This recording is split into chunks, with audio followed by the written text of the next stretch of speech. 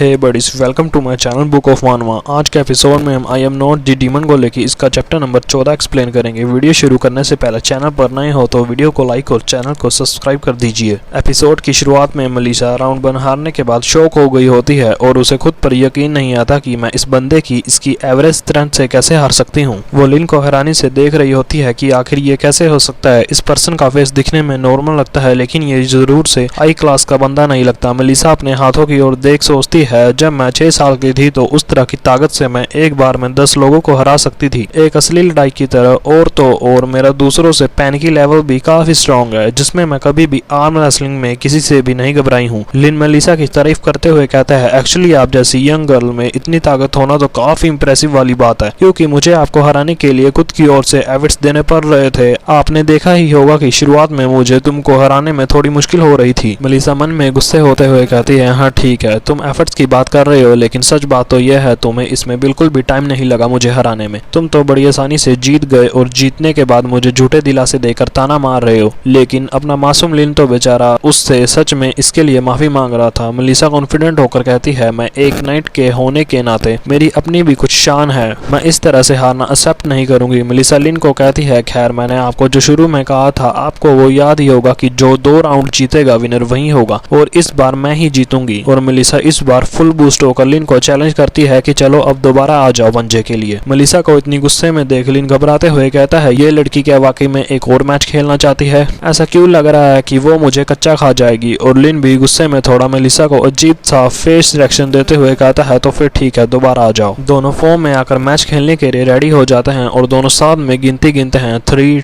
2, 1 और वो एक दूसरे को हराना शुरू कर देते हैं। मलिसा ने लिन को हराने में अपना पूरा जोर लगाया होता है और वो हारने का नाम नहीं ले रही होती है। मैच में पूरा जोर लगाने से मलिसा का हाथ कांपना शुरू कर देता है। लिन को तो उसको इतना एफर्ट करता देख बिल्कुल भी फर्क नहीं पड़ रहा होता है। वो सोचता है जैसा बाप वैसा बेटी, लेकिन एक कमजोर लड़की को इतना एफर्ट करते देखना काफी दुख भरा है। लिन तो अभी भी हंस रहा होता है और मैच के पूरे मजे ले रहा होता है, और अगले ही सेकंड में लिन फिर से मलिसा का हाथ पटक कर टेबल पर मारता है। खुद को इतनी बुरी तरह से हारता देख मलिसा बेचारी मायूस हो जाती है और रोते हुए कहती है, ये खत्म हो गया, ये सब बड़ी आसानी से खत्म हो गया। लिन जाते हुए मलिसा को कहता है, ये इतना भी बुरा नहीं था, क्योंकि ये तो बस नॉर्मल सी आर्म रेसलिंग ही थी। वैसे क्या तुम्हारा इसमें जीतना इतना ज्यादा जरूरी रखता था? लिन मलिसा को हराकर उसको चिढ़ाते हुए कहता है, अगर हम अभी चाकू से लड़ रहे होते तो तुम कब का इसमें मारी जाती। तुमको अपनी फाइट के लिए अपना ओपोनेंट चुनना आना चाहिए। लिन को इस तरह से अपना मजाक मनाते देख मलिसा की आंख में बड़े बड़े आंसू आ जाते हैं और मलिसा लिन को मतलबी कह रही होती है। लिन मन में सोचता है, उसे ये याद दिलाना जरूरी था कि अभी भी वो छोटी ही है और फिर भी लोगों के साथ हाथापाई करती है। अगर ऐसा ही चलता रहा तो वो जल्द ही एक क्रिमिनल बन जाएगी। ये सोचने के बाद लिन मलिसा को सीरियस होकर कहता है, तो ठीक है, मैंने तुम्हारी सारी मांगे पूरी कर दी। क्या अब तुम मुझे ये बता सकती हो कि आप मेरी शॉप पर क्यों आई हो? और मलिसा लिन को बताती है कि मुझे यहाँ से एक बुक लेनी है। ये सुनने से लिन की आंखों में अलग ही चमक आ जाती है, मानो कि वो तो इसी मौके का वेट कर रहा हो। और वो मलिसा को बोलता है, आपने ये मुझे पहले क्यों नहीं बताया? आप जल्दी से बताओ कि आपको यहाँ से कौन सी बुक चाहिए। मलिसा बताती है, वो किताब जो मेरे फादर ने यहाँ से उधार ली थी, मैंने उस बुक का आधा हिस्सा पहले ही पढ़ लिया है, लेकिन मैं लास्ट पेज तक नहीं पहुँच पाई और अभी भी मैं उस बुक को लास्ट तक पढ़ना चाहती हूँ, इसीलिए आप मुझे वही एक और बुक दे दे। मलिसा मन में कहती है, मुझे शुरू से ही किताब उधार ले लेनी चाहिए थी, मुझे नहीं पता कि अब वो मुझे ये किताब उधार देगा या नहीं। फिर लिन सोचता है, जोसेफ को दी हुई बुक छोड़कर ये उसी बुक को पढ़ने के लिए इतनी दूर से यहाँ आई। मुझे लगता है ये अपने फादर से डरती है और इतनी दूर बारिश में चलकर ये मेरे ख्याल से द लिटिल प्रिंस बुक को लेने के लिए यहाँ आई होगी। लिन मलिसा को कॉन्फिडेंस देने के लिए कहता है, मेरे पास ये है, लेकिन आप पहले जोसेफ से बात करने की कोशिश क्यों नहीं करती? मलिसा लिन को उदास होते हुए जवाब देती है, अगर मेरे फादर को पता चल गया कि मैंने ये बात जान ली है कि वो इस बुक को पढ़ रहे थे तो वो पक्का मुझ पर गुस्सा ही करेंगे। लिन कहता है, वो और तुमसे गुस्सा ऐसा हो ही नहीं सकता। अगर तुम थोड़ा समझदारी से बात करो तो मुझे यकीन है कि वो समझ जाएगा कि आप कहना क्या चाहती हो। और मलिसा लिन को चिल्लाते हुए बोलती है, मेरे फादर मुझे कभी भी समझ नहीं सकते। मलिसा आगे बताती है, वो हर दिन अपने काम में बिजी रहते हैं, जब भी वो घर आते हैं वो मुझे परेशान करना शुरू कर देते हैं और हर बार जब मैं अपनी प्रैक्टिस में अच्छे रिजल्ट दिखाती हूँ तो वो मुझे सख्ताई से डांटते हैं कि मैंने इस बार भी अच्छा परफॉर्म नहीं किया है। मुझे आप ही बताइए कि मैंने आज तक कितनी भी कोशिश की उनको इम्प्रेस करने के लिए। मुझे आप ही बताइए कि मैंने आज तक कितनी भी कोशिश उनको इम्प्रेस करने के लिए की हो, लेकिन क्या मैं कभी भी उनकी मेरे लिए अप्रूवल अचीव कर सकती हूँ? लिन कहता है मैं समझ गया, ऐसा लगता है कि ये उसी तरह की प्रॉब्लम है जैसे कि मैं सोच रहा हूँ, और वो प्रॉब्लम है बैड ग्रेड्स। लिन कहता है इस केस में तुम अपने फादर को सबसे पहले इम्प्रेस क्यों नहीं करती, और लिन मलिसा के लिए बुक निकालना शुरू करता है। लिन मन में कहता है दूसरे शब्दों में कहे तो काम में व्यस्त पिता ने अपनी बेटी की स्टडी और प्रैक्टिस परफॉर्मेंस पर ध्यान नहीं दिया, जिसकी वजह से उसकी पढ़ने की स्थिति खराब हो गई। लिन मन में डेविल स्माइल देकर खिचड़ी पकाते हुए कहता है मेरे ख्याल से इस सिचुएशन में इसको ये बुक देना ठीक रहेगी। जैसा कि पुरानी कहानियों में बताया है, अगर कोई बच्चा शरारत कर रहा है तो इसका मतलब आमतौर पर यह होता है कि वो ठीक ढंग से मेहनत करके पढ़ाई नहीं कर रहा है। ये 5-3 बुक कुछ भी ठीक कर सकती है। इसमें 5-3 बुक के नाम को बताया गया है दोस्तों। लिन कहता है अगर मैं इस बच्चे की नॉलेज को और बढ़ाना चाहता हूँ तो उसे नेचुरल साइंस के बारे में कुछ और किताबें देना गलत नहीं होगा, और लिन मलिसा के लिए काफी किताबें इकट्ठी करने लगता है। लिन शैतानी हंसी हंसते हुए उसके सामने 3 से 4 बुक्स रख देता है। मलिसा लिन को अपने सामने इतनी सारी बुक्स रखता देख कहती है आखिर अब ये सारी बुक्स किसके लिए है? लिन उसको बोलता है क्या मैंने तुम्हें अभी तक नहीं बताया? तो सुनो, इसका रीजन है कि ये सारी बुक्स जोसेफ को इम्प्रेस करने के लिए है। मलिसा नखरे दिखाते हुए कहती है अपने फादर जोसेफ को इम्प्रेस करना ये तो बिल्कुल ही इम्पॉसिबल है। मलिसा अपनी छोटी होते हुए की पास्ट मेमोरीज याद करती है कि मैं बचपन से ही लगातार कॉम्बैट ट्रेनिंग अपने फादर से ले रही हूँ, लेकिन उन्होंने कभी भी मेरी तारीफ नहीं की। वो बस मुझे परेशान करते रहते हैं, चाहे मैंने इसके लिए कितनी भी कोशिश क्यों ना की हो। और क्योंकि मैं जोसेफ की बेटी हूँ, इसीलिए काफी लोगों को मुझसे बहुत सारी उम्मीदें हैं और मैं खुद चाहती हूँ कि मैं उनकी उम्मीदों पर खड़ी उतरूं। लिन मलिसा का कॉन्फिडेंस बढ़ाने के लिए कहता है चाहे कुछ भी हो, आपके फादर बस आपको आगे बढ़ते हुए देखना चाहते हैं। जब तक तुम ईमानदारी के रास्ते पर चलोगी वो इस बात से बहुत खुश होंगे, भले ही वो तुमसे ये बात ना कहें।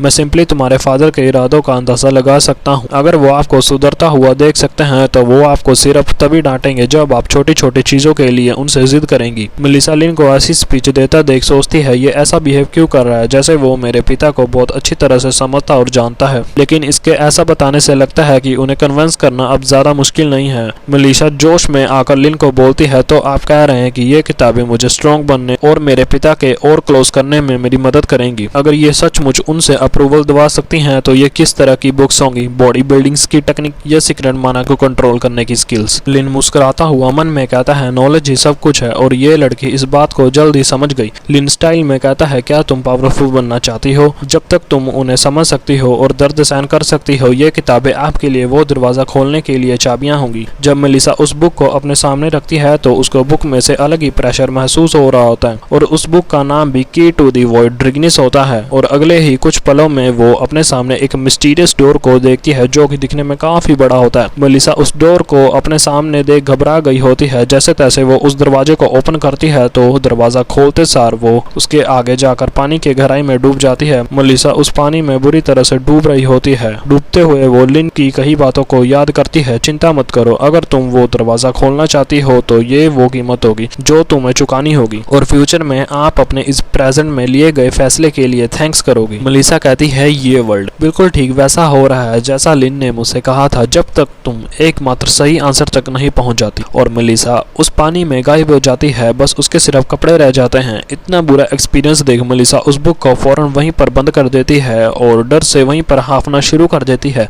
मलिसा डरते हुए कहती है क्या मैं सच में मर गई हूँ? मलिसा के पसीने छूटना शुरू हो जाते हैं। वो कहती है यही तो है जिसकी मैं कब से तलाश कर रही थी, मुझे नहीं पता क्यों, पर मैं जानना चाहती हूँ कि आखिर ये है क्या। और इसका नाम हमें the corner stone of all creation बताया जाता है। मलिसा आगे बताती है ये एक स्केलेटन की है जो हर दरवाजे को खोल सकती है। एक नाइट होने से मैं इसका इस्तेमाल सीधा नाइट्स की पावर को निकालने के लिए कर सकती हूँ, और इस काम में मुझे कोई अड़चन या रुकावट भी नहीं आएगी। मलिसा लिन के बारे में सोचती है कि मैंने कभी इतनी हंसी वाला सपना भी नहीं देखा था, लेकिन उन्होंने आसानी से अपनी लिमिट्स को पार कर लिया और मेरे लिए एक न्यू लाइफ भी क्रिएट कर दी। सच में ये बात काफी डराने वाली है। ये पर्सन कोई इंसान नहीं बल्कि एक डीमन है। लेकिन अपना लिन खुश होकर मलिसा का भला करते हुए कहता है ऐसा लगता है कि मैंने उसकी साइकोलॉजिकल शैडो को जगा दिया है, और इसके साथ साथ मुझे ये भी मालूम है कि ये लड़की मैथ्स में काफी वीक है। लेकिन मलिसा तो यहाँ अपने बेचारे लिन के बारे में गलत सोच में फंस जाती है। लिन सोचते हुए कहता है मैं अभी भी इसको बेसिक मैथ सिखाने में हेल्प कर सकता हूँ। लिन मलिसा को कहता है क्या तुम ठीक हो और क्या तुम्हें मेरी मदद की जरूरत है? लिन तो उसके अच्छे के लिए हेल्प करना चाहता है, लेकिन मलिसा लिन को गलत समझी जा रही है। लिन मलिसा के कंधे पर हाथ रखते हुए कहता है अगर तुम्हारे कोई क्वेश्चन है तो मैं उनका आंसर देने में आपकी हेल्प कर सकता हूँ और मुझे ऐसा लगता है कि आप इस बुक्स को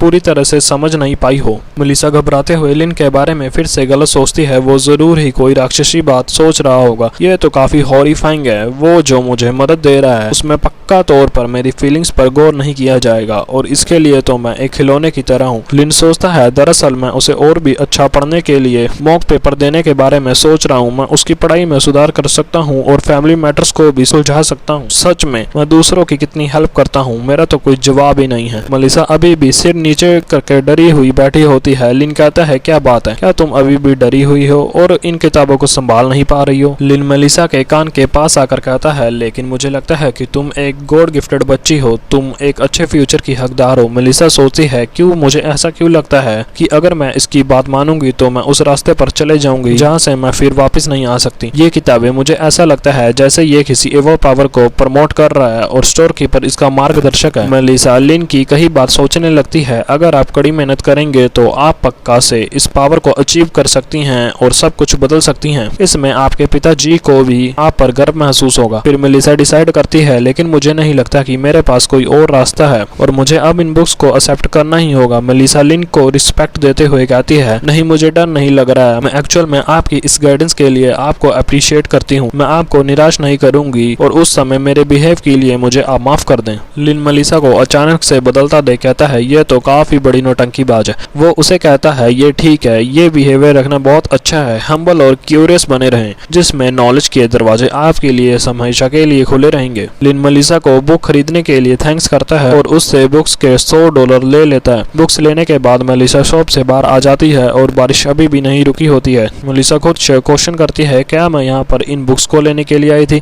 अगर नहीं तो मैंने ये सारी बुक्स क्यों ले ली? वो कहती है खैर जो भी हो मुझे जल्दी घर जाना होगा। वो हल्की स्माइल करते हुए कहती है वापस जाने के बाद मैं ये कर सकती हूँ, मुझे तुरंत जाकर पढ़ना शुरू करना होगा। और वो एकदम क्रीपी सा पागलों की तरह रिएक्शन दे रही होती है। मुझे तो लगता है दोस्तों इसका मानसिक पेच यहाँ पर ढीला हो गया है। अगले सीन में जी जिशु को दिखाया जाता है जहाँ पर वो एक डरावना सपना देख रही होती है। सपने में वो यही सब सोच रही होती है खतरनाक, भागना होगा, मुझे यहाँ से जल्दी भागना होगा। और इसी डरावने सपने के साथ उसकी आंख खुल जाती है और उसे एक झटका लगता है। उठने के बाद जी जिशु अपनी कमर के लेफ्ट साइड देखती है तो उसके वहाँ खून लगा होता है। वो सोचती है ठीक है, मुझे उस बार ब्लैक मैजिशियन के हमलों से बचने के लिए 2 बार जबरदस्ती टेलीपोर्ट करना पड़ा और ऐसा लगता है कि मैं अभी भी एक टुकड़े में हूँ। मुझे नहीं पता कि के और मैक्स को क्या हुआ और ये जगह कौन सी है जहाँ पर मैं ठहरी हूँ। तभी जी जिशु को कोई लड़की आवाज लगाते हुए कहती है हिलना मत, तुम्हारा घाव अभी भी बहुत बुरा और गहरा है। जी जिशु उसकी ओर हैरानी से देखती है और कहती है तुम तो एक एल्फ हो। और जी जिशु मन में सोचती है एक एल्फ नोकिन सिटी में क्यों होगी और ऐसे केओस टाइम में इसके सामने आने का यहाँ पर बात ही पैदा नहीं होती। जी जिशु शर्माकर उससे पूछती है क्या उस फाइट के बाद तुमने मुझे बचाया? वो एल्फ जी जिशु के पूछे क्वेश्चन सोचने लगती है और हंसते हुए कहती है सब्र रखो, एक एक करके मैं तुम्हें सभी का आंसर दूंगी। एल्फ बताती है मैं नोकिन में कुछ समय पहले ही आई हूँ, मुझे उम्मीद नहीं थी कि यहाँ मैजिकल रिएक्शन इतना बढ़िया होगा। हम एल्फ्स माना को पाने के लिए काफी सेंसिटिव होते हैं और शुरू में यहाँ रहना किसी टॉर्चर से कम नहीं था। लेकिन मैं यहाँ इस बात से सरप्राइज हूँ, जब मैं शॉप से सामान खरीद कर वापस आ रही थी तभी मुझे तुम मिली, एक मिस्टीरियस ब्यूटी जो अचानक से मेरे सामने अपीयर हुई और उस वक्त तुम पूरी खून से भीगी पड़ी थी। देखने में ऐसा लग रहा था कि जैसे तुम्हारा कोई शिकार कर रहा हो। तुम्हारी किस्मत अच्छी थी, तुम मेरे घर से सिर्फ 10 किलोमीटर की दूरी पर ही थी।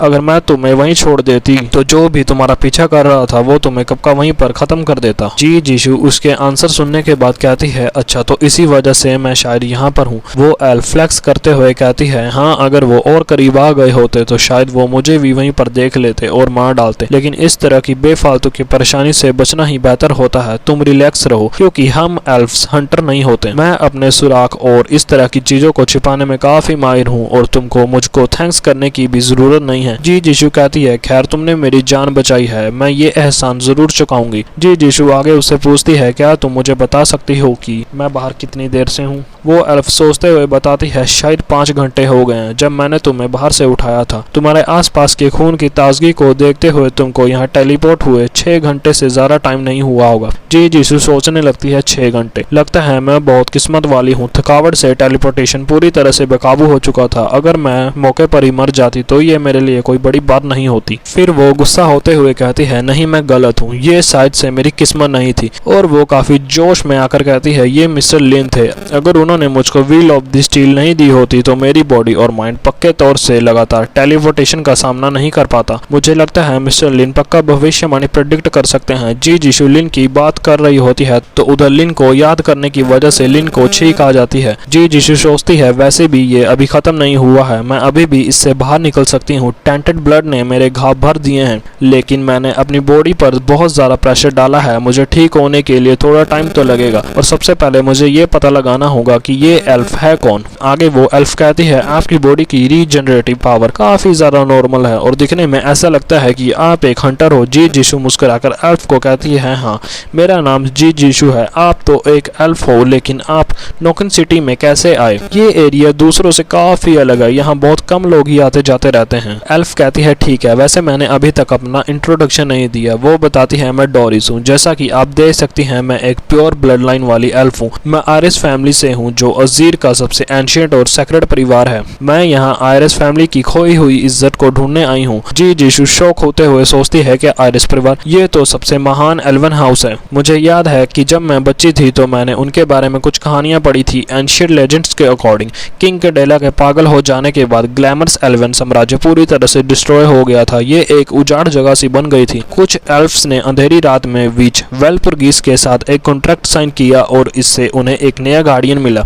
तब से जब भी एल्फ्स विच की मदद चाहती थी, वो मई की पहली रात को वेलपुर्गीस रात की ओर भागती थी। जी जीशु सोचती है, मैंने जो सुना है उसके अकॉर्डिंग आयरिस फैमिली बहुत पहले ही खत्म हो चुकी है। सदियों से उनके बारे में कोई खबर नहीं मिली है। और जी जीशु डोरिस को कहती है, तो आप यहाँ उस विच को खोजने के लिए आई हैं जिसने वो कॉन्ट्रैक्ट बनाया था। डोरिस उसे हाँ में जवाब देती है और वो अपने पास से कोई सिंबल समन करना शुरू करती है और आगे बताती है, वो उन 4 विचेस में से एक थी और ये आज तक की मोस्ट एंशिएंट मिस्ट्री है। किसी ने भी आज तक उसका असली चेहरा नहीं देखा है। लेजेंड्स कहते थे वो बर्फ और बर्फ से ढके सपनों की दुनिया यानी कि ड्रीम लैंड में सोती है, और एक ऐसी दुनिया जिसमें सिर्फ सफेद आयरिस और एक एंशिएंट ड्रैगन के स्केलेटन से बना एक विशाल पेड़ है। और डोरिस जी जीशु को बताती है, हम लोग उस बीच को सिल्वर कहते हैं। दोस्तों, इन दोनों नादानों को क्या पता है कि हमारा लिन पहले से ही सिल्वर से मुलाकात कर चुका है। जी जीशु हैरानी में सोचते हुए कहती है, ये एक्चुअल में सिल्वर है, वो 4 में से एक भी जिसके बारे में म्यूटेटो में से भी कुछ नहीं पता चला है। अब आगे हमें एक लेटर जैसा कोई फरमान दिखाया जाता है जिसमें हमें 4 विचेस की इंफॉर्मेशन दी हुई होती है। मैं इसे एक्सप्लेन तो नहीं करने वाला, लेकिन आपने अगर पढ़ना है तो वीडियो को पॉज करके देख लेना, लेकिन अभी मत वीडियो पॉज करना जब तक वीडियो आप पूरी ना देख लो। जी जीशु सोचते हुए कहती है, मुझे तो लगा कि ये सिर्फ एक मिथ है। मुझे नहीं पता था कि इन विचेस का रिलीजन और प्रोटेक्शन एक्चुअल में सब रियल थी। जी जीशु डोरिस से क्वेश्चन करती है, लेकिन नोकन सिटी में ही क्यों? Truth society magical surveillance network basically पूरे एरिया को कवर करता है। डोरिस जी जीशु के इस क्वेश्चन से थोड़ा घबरा जाती है। वो कहती है, ये तो मैं भी नहीं जानती, लेकिन हमारे वहाँ एक ग्रेट सेज ने ये प्रेडिक्शन किया था, ग्रेट लेडी सिल्वर जो कि स्नो को कंट्रोल कर सकती है, वो ड्रीम वर्ल्ड से स्टील सिटी नोकिन में उतरेगी। और डोरिस मासूम सा चेहरा बनाते हुए आगे कहती है, आप जानते ही होंगे कि ये भविष्यवाणी हमेशा कितनी कंफ्यूज करने वाली होती है। मुझे नहीं पता कि वो ग्रेट सेज किस बारे में बात कर रहे थे। जी जीशु अब बिस्तर से उड़ती हुई कहती है, तो फिर आप यहाँ और कितने समय तक रहने की प्लानिंग बना रही हैं? जी जीशु डोरिस को बताती है, नोकिन सिटी एक ऐसी डेंजरस एरिया है, ये एक एल्फ के लिए बिल्कुल भी सेफ सिटी नहीं है। इसके अलावा आपको भी लगा होगा कि यहाँ कुछ गड़बड़ है। डोरिस पीछे मुड़ते हुए जी जीशु को हंसकर कहती है, क्या आपका मतलब इस हो रही बारिश से है? ये मेरे लिए कोई बड़ी बात नहीं है, आप बेफिक्र है, क्योंकि जब भी कोई ऐसा नेचर होता है तो इसके लिए मेरी सहनशीलता काफी ज्यादा बढ़ जाती है। ये मेरे लिए कोई बड़ी प्रॉब्लम नहीं है। जी जीशु कहती है, अरे यार ऐसा बिल्कुल भी नहीं है। इसकी वजह वो मन में सोचती है, the spawn of magical mirror में न सिर्फ दूसरों के मन को ललचाने की पावर होती है, बल्कि वो एक खतरनाक ड्रीम बीस्ट भी क्रिएट कर सकता है, और मुझे इसे सीक्रेट रखना होगा, नहीं तो सिचुएशन काफी बिगड़ सकती है। जी जीशु आगे डोरिस से कहती है, फिर भी अगले कुछ दिनों तक बाहर न निकलना ही बेहतर है, क्योंकि अभी सिचुएशन बहुत खतरनाक है। डोरी जी जीशु पर हंसती है और उसको कहती है, आप अभी साफ तौर पर मुझसे भी ज्यादा खतरे में हो और उल्टा आप मुझे ही अलर्ट रहने की वार्निंग दे रही हो। जी जीशु सीरियस टोन में डोरिस को कहती है, क्योंकि मैं एक हंटर हूँ, मैं अपनी लाइफ के लिए लड़ती हूँ। जब भी रात को आग का ढेर जलाया जाता है, मासूम लोगों के लिए खूंखार जंगली जानवरों को मारना और उन्हें रात में चैन की नींद सोने देना ही मेरी ड्यूटी है। एक हंटर की पावर कभी भी सिर्फ उसकी अपनी नहीं होती। जी जीशु के इतना कहने से ही डोरिस उसको अजीब नजरों से देखने लगती है। डोरिस ये सुनकर जोश में आ जाती है और वो जी जीशू को कहती है, तुमने मुझे मेरे पिछली बातों की याद दिला दिया। बिल्कुल ठीक, हंटर होना इसे ही कहते हैं। जी जीशू उसकी ओर देखकर सोचती है, उसने ऐसा कहा जैसे उसने ये सब पहले भी कहीं देखा हो। क्या ऐसा हो सकता है जो मैं सोच रही हूँ?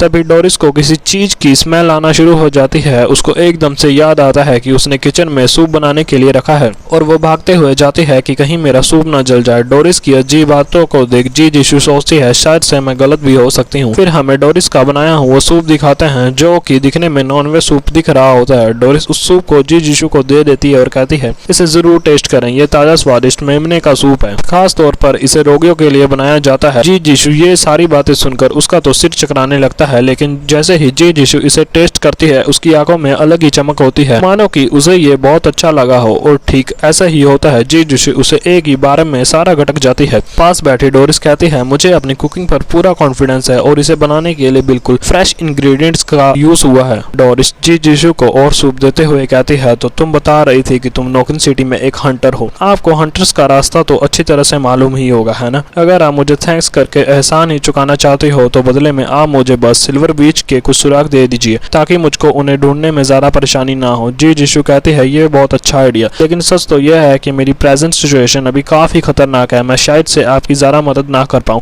लेकिन बारिश रुकने के बाद आप 23वीं स्ट्रीट में मौजूद बुक स्टोर पर जाकर मिस्टर लिन से पूछ सकती हैं। वो जरूर से आपको इस क्वेश्चन का आंसर दे सकते हैं जिसकी आप तलाश कर रही हो। डोरिस ऐसा सुनकर काफी शौक हो गई होती है। वो कहती है, मिस्टर लिन, अब आखिर ये कौन है? जी जीशु बोलती है, वो एक ऐसे पर्सन है जिनके लिए मैंने वफादारी की शपथ ली है, एक ग्रेट पर्सन जो दुनिया में अच्छी खबरें और सबकी मदद करते हैं। पर अफसोस मैं अभी तक उनकी असली पहचान नहीं जान सकी। उनकी ओमनी साइंस नॉलेज सच में इनडिस्क्राइबेबल है। जी जीशु के बताने पर डोरिस उसे अजीब तरीके से घूरने लगती है। दोस्तों, मुझे तो लगता है कि दाल में कुछ काला है। एक अच्छी इंटीग्रेट ह्यूमंस के लिए मैंने ट्रुथ सोसाइटी की मदद से म्यूटेंट लिस्ट देखी है और मुझे उसमें ऐसा कोई भी पर्सन नहीं दिखाई दिया। अगर वो नोकिन में है तो क्या ट्रुथ सोसाइटी के पास उसके बारे में कोई रिकॉर्ड नहीं होना चाहिए? जी जीशु शर्माकर कहती है, मैं आपके डाउट समझ सकती हूँ, मैं आपको सिर्फ वही बता रही हूँ जो मैंने खुद ने देखा है। जी जीशु एकदम खुश होकर लिन की तारीफ करते हुए कहती है, ये वही थे जिन्होंने मेरे बुरे समय में मेरी मदद की और मेरा साथ दिया। यही रीजन है कि मैं अपने दुश्मनों से जीत सकी हूँ। जी जीशु की ऐसी बातें सुनकर डोरिस को तो कुछ समझ ही नहीं आ रहा होता है। जी जीशु के लिन को याद करने से लिन को एक बार फिर से छींक आती है। डोरिस कहती है, ऐसा लगता है कि आपका विश्वास मिस्टर लिन पर बहुत ज्यादा है, ठीक उस लेडी सिल्वर की तरह जिस पर हम भी इसी तरह से विश्वास करते हैं और हजारों साल पहले से चले आ रहे वेलपुर्गिस नाइट के कॉन्ट्रैक्ट को फिर से वापस लाने का सपना। जी जीशु कहती है, मिस्टर लिन ने मेरी हेल्प के लिए बहुत कुछ किया है और साथ ही साथ वो अपने शर्ट के बटन खोल रही होती है। जैसे ही जी जीशु अपनी शर्ट उतारती है, डोरिस जी जीशु को देख शॉक हो गई होती है। डोरिस उसकी तारीफ करते हुए कहती है, आपकी बॉडी सच में कितनी मस्कुलर है। जी जीशु पट्टियां खोलते हुए कहती है, अनबिलीवेबल, जब मैं बेहोश थी तब भी मेरी बॉडी पर लगभग घातक चोटें थी,